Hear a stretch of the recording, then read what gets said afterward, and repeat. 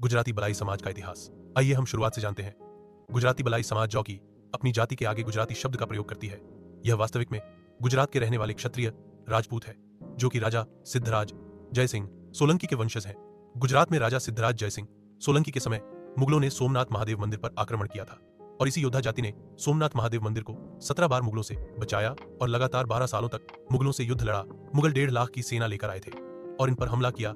रातों रात मंदिर तोड़ दिए, बहू बहन बेटियों को उठा ले गए, सोते हुए बच्चों का कत्ल कर दिया और सारा गुजरात तहस नहस कर दिया, जिस वजह से यह सभी अपना राजपाट छोड़कर दूसरी जगह पलायन कर गए। युद्ध के दौरान हमें पलायन कर हमारे ही प्रांतीय क्षेत्र मालवा में आना पड़ा और हमारी वेशभूषा, हमारी बोली तथा हमारा पहनावा अलग था।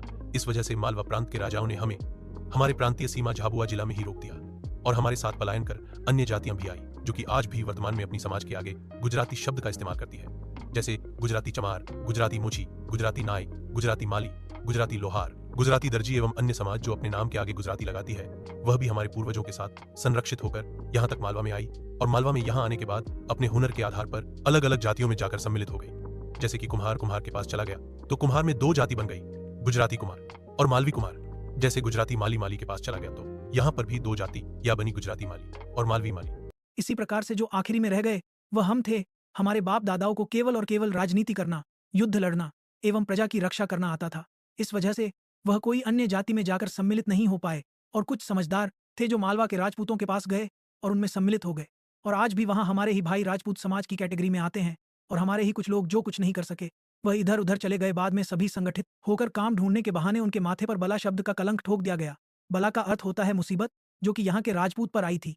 एक बला जो गुजरात से आई वह बला कहलाई और बाद में चलकर यहाँ पर भी 2 जातियां बटी। जिस प्रकार से हम बला के तौर पर गुजरात से आए थे, इसी प्रकार राजस्थान से भी हमारी ही तरह एक बला आई थी जो हमसे पहले से ही मालवा क्षेत्र में ठहरी हुई थी। दोनों संगठित हुई और विद्रोह किया। बाद में इन्हें यहाँ पर रहने की अनुमति मिली और बाद में ये दोनों बला अलग अलग हुई। इसीलिए जो गुजरात से आए थे वह गुजराती बलाई कहलाए और राजस्थान से आकर मालवा में रहने के कारण वह बला मालवी बलाई कहलाई।